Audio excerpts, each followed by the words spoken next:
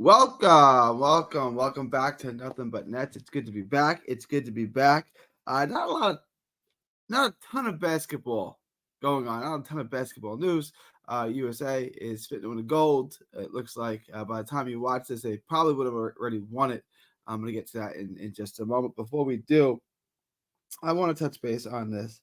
We're going to get into the preseason schedule, which was released. But guys, before you do, please like, share, and subscribe. This is a brand new channel. I need as many subscribers as I can get. So guys, please smash the like button, and please subscribe. All the free stuff help me grow this channel. I want to bring together the Nets channel. We're gonna have some interesting guests that I'm working on in the future, in the near future. I'm working on some big things. Uh, I look forward to bringing you content. I just want to bring the net community together. But let's get into today's show. The Nets have released their schedule. Like I said, they played 4 total preseason games. It's typical. Monday, October 14th, they'll play the Washington Wizards at home. And then the other home game is with Toronto Raptors on the 18th. So they'll play home on the October 14th and October 18th against the Wizards and the Raptors. And then they have 2 road games. One is against the Clippers, although this is in San Diego at Front Wave Arena. That is on Tuesday, October 8th. And then they play again on Wednesday, the 16th, against the 76ers. So in total, it's 4 games, 2 at home. Wizards on October 14th and the Raptors on October 18th. And they play on the 8th on the road against the Clippers in San Diego. And then again on the 16th against the Philadelphia 76ers. The NBA is expected to kick off on October 23rd, which is about standard. That's about right. And the full schedule is to be released on August 17th. So we'll find out on August 17th when the Nets play, how many nationally televised games they get, which I'm guessing is going to be 1, no more than 2. Probably 1 against the Knicks is my guess, an ESPN game. They may get 2. I doubt that. Look, Cam Thomas is a wonder, a basketball wonder. Love him or hate him, people are intrigued by Cam Thomas. He plays in the biggest market. I understand the Nets are in full rebuild mode, but there's still something about Cam Thomas that people want to watch. So I encourage the NBA, because we still have a couple of weeks, about 2 weeks until the schedules are released. I encourage the NBA to give the Nets a couple more primetime games. Give them a couple more nationally televised games. Put them on in front of everyone. Let the world see Cam Thomas, because Cam is a lightning rod wherever he goes. People love him, hate him, think he's great, think he needs to pass, think he needs to shoot more. I think he needs to shoot more this year at least. But people want to see where he is. There are people who say he's an all-time special, generational is the word I heard, offensive scorer, and others say not so much. He's a good scorer, and that's all he is. But it's going to be a fun season, I think, for the Nets. I'm fully invested into the youth movement. I want to see Keon Johnson. I want to see Zaire Williamson. I want to see Jalen Wilson. I want to see Cam Thomas as the primary scorer. No more him deferring to Bridges. I want to see that. I want to see what they do in terms of point guard play, Simmons, Schroeder. I want to send Simmons home, which I talked about. I know Schroeder and Cam is going to be a miserable defensive backcourt, but it's entertaining. I'm not expecting them to win a ton of games this year. I think if you told me 15 wins, I would say it's possible. If you told me 30 wins like last year, 32 wins like last year, I would say that's possible too. There's a lot of teams in the East who are going to be looking to tank. The Nets are going to be playing games with those teams. Someone has to win those games. If Jordi Fernandez has his team playing well and he has them motivated and these guys want to win and they want to contribute, and they're playing for their NBA lives, they might win some games. Now, they're not going to make the playoffs, but they can win some games. If they're hunting around the playoff picture, the play-in picture towards the end of the season, I wouldn't be shocked if they, I think that 10th seed is going to be very competitive. I think there are many teams, to me, there are 16 teams in the East. 9 of them are going to play to win. You're going to have several teams playing not to win. The 9 teams that are going to play to win, the same 8 teams that made the playoffs last year, plus Charlotte, that's 9. And the rest of the division, the rest of the conference, is likely tanking for Cooper Flagg or Ace Bailey, Dylan Harper, BJ Edgecombe, whoever floats your boat. So, like I said, that's a lot of games. That is a lot of games. And they're going to be taking those games. And I want to get into a couple of things. It's going to be a quick show. Just a couple of things to look for in those 4 preseason games. Again, the preseason kicks off against the Clippers in San Diego at something called Front Wave Arena. That is on Tuesday, October 8th. And then they're home twice, and then they're on the road for Philly as well. But I want to get into just a couple of things. Because I'm intrigued by this offseason. I think there's some things to look for. I want to see how much Clowney and Claxton play together. I like them on the court together, but in small doses. If Clowney can play, if he can stretch out and he can consistently start to bang down the 3, if he can start to make the 3 on a consistent basis, I love them on the court together. Until he can do that, you definitely can't have him on the court with Claxton and Simmons. That's not going to work, right? So you're going to have to take one of them off. And we know that Simmons and Claxton don't work together on the court really well. Maybe this year it'll get better, but it's not an ideal thing to have 2 guys, 2 non-shooters who can't score more than a few feet away from the basket on the court together. Now, Clowney can, but what I would do for Clowney is I would start him at the 4. I would take him out on the first round of substitution, maybe 5 minutes into the game, take him out until the end of the first quarter, and then basically play him as the backup center. So he starts to get in. And I know this is going to have – people aren't going to like that because people want to say Day'Ron. It's a long season. People are going to miss games. Everyone's going to get an opportunity to get minutes. I think Clowney has a tremendous upside. I think we know what Day'Ron Green is. He's a window cleaner. He's a glass cleaner. Like, that's what he is. There's not a whole – he's strong. He can clean the glass as well as anyone. He's a premier rebounder in the league. And I absolutely think that there's a spot on this roster for him for years to come. What we don't know exactly yet is what Noah Clowney is. He's 19, 20 years old. We don't know what he is yet. And we need to find that out because he may have tremendous upside. And I want to see that. I'm not saying he's going to be an all-star caliber player this year. He probably almost certainly is not. But there's a lot to Clowney. He's multifaceted. He has skills. I want to see him get more minutes than Day'Ron Sharpe. Even if he doesn't play as well, he's something to develop.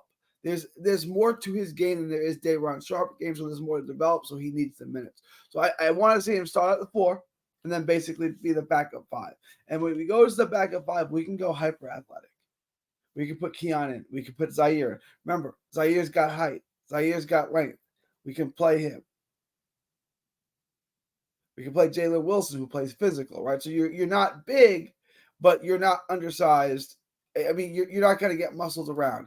If you put Zaire on, you put Clowney on, and you put Keon Johnson in, and you play these guys together, and Jalen Wilson, you're not big, but you're not small. So I think that's interesting. And I also want to see Jordi Fernandez, first-time head coach. I want to see which lineup he uses. Does he use, a lot of the fake ID club, which I call it, which is the all under 20, Claxton at the 5, Day'Ron Sharpe, Clowney, Claxton, Keon Johnson, Cam Thomas, obviously. Does he use these guys all together?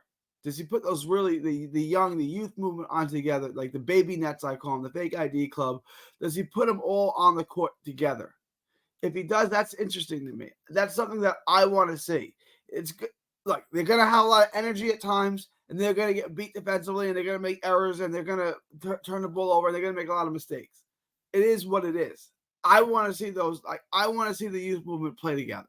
I want to see times Keon Johnson, Cam Thomas, Jalen Wilson, Noah Clowney, Nick Claxton, or Day'Ron Sharpe on the court together. I want to see that. I want to see how they play together. I want to see how they jive together. If it's a disaster, give it a run and break them up, and then put one of the vets in. I want to see his substitution pattern. I want to see the different lineups he puts on the court. I want to see who gets more time at the point guard, because there's really the biggest question is if Simmons is healthy, does he start? Well, I don't think he can, because I think you have to start Schroeder. Schroeder says he wants to be here. We're going to do an episode on that. But Simmons, I think you can't count on him. I don't want to use him at all. I think he's a distraction. I think he's not going to help the team do what you want them to do this year. I would send him home. I don't think they're likely to do that. If they can't trade him, they're going to have to play him. If they play him, he is the best pure point guard on the team. He's the best playmaker on the team. He probably gets shots for Cam Thomas. He probably gets open looks for Bogdanovic, Cam Johnson, Dorian Finney-Smith. He probably finds those guys. He probably maximizes those guys. So there's better. And then obviously, if you want to go small, like I said, you want to play Clowney at the 5, which I do at a lot of times. You can do that with Simmons. You can have Simmons and Clowney on the court, and it's okay. It's not going to really start to harm you like it does with Clowney with Claxton and Simmons, which did not work at all in the limited minutes that we've seen it. The last thing I want to see, I think I really want to focus on in this offseason is how exactly, what kind of leash does he put on Cam Thomas? Is Cam Thomas running a point guard position? Is he distributing more? Is he passing more? Or is he just shooting? Is he looking to score? And I know a lot of people disagree with me with this. And I've had conversations on other channels where they want him to average 6-7 assists a game. If he does that, great. I want to see him take 25 shots a game. I want to see Cam Thomas average 30 points a game. I want Cam Thomas to do 3 things: score, and score. That's it. That's what he does. Like, we're going to try to sit here and we're going to try to make him a ball handler. We're going to try to make him a playmaker. No. That's not what I am. He's a scorer. I was listening to an interview with Mark McGuire, and he was talking about the home run chase when they broke Maris's record. And he was saying Ken Griffey Jr. was a 5-star player. He hit for average, hit for power, steal bases, good arm, and range in the outfield. Mark McGuire's like, that's not me. I'm a power hitter. That's what Cam Thomas is in this analogy. He's not all those things. Cam Thomas is not those things. Let's not try to. Cam Thomas is a bucket getter. That's what he is. You guys might not like that. You might think that that's limp. That's what he is. He can get buckets. So let's just get him buckets. I want to see Cam Thomas shoot 25 times a game in the regular season. I want Cam Thomas to play 36, 38 minutes a game, and I want him 36 minutes a game is good. I want him getting buckets. I want to see Jordy Fernandez scheme him. And Cam Thomas, the effort defensively last year got better. I know his defensive rating was like 119.9. It was really bad last year. I understand. But at least he showed effort defensively in the end of the season. I want to see that effort. I want him to be used defensively similar to how Jalen Brunson is used defensively. Like, Cam is never going to be a top-notch defender, right? He's never going to be a shutdown defender. He's never going to be Tony Allen.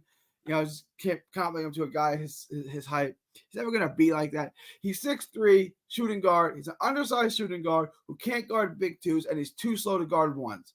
He's just never going to be a good defender. And if that means when the Nets are really competitive that he's your 6th man in that Lou Williams role, I'm fine with that. That's an important role. He can still come off the bench against the second unit and just start dropping buckets. And if he's really dropping buckets, then you leave him and you give him more minutes. But I want people to do what they're going to do in an ideal situation. And for Cam Thomas, that's scoring points. That's getting buckets. So I don't want to see him be a pure point guard. I don't want to see him become a playmaker. I want Cam Thomas scoring. That's what I want him to do, because when the Nets are good, which I think could be sooner rather than later, I think that could be in 2 years. I think in 2 years, if the Nets get this right, that they can compete. Not for, maybe not for a championship yet, but they can be a 4 or 5 seed. They can be in the mix. They can be a playoff team, not a play-in team. They can be a play. They got the right pieces. They got the cap. They can. If Marks gets this right, this rebuild can be quick. They don't have to be bad for long. And when the Nets aren't bad anymore, Cam Thomas's role is simple. He's a scorer. He's a bucket getter, and he's probably going to be off the bench as a six-man. And that's not an insult to Cam Thomas. I love Cam Thomas. But let me know what you guys think. Leave your thoughts, comments below. Please like, share, and subscribe. Follow 3D Boxing. 3D Boxing. I'm sorry. No, that's the wrong channel. Guys, follow my channel. Hit the like and subscribe button below. You can also give my boxing channel a like too. That's 3D Boxing Blog. Give that channel a like below. But I'm sorry. Losing my brain here. Hit the like, hit the subscribe button. Appreciate y'all showing up. Again, I was trying to bring Net Nation together, from Texas to the world.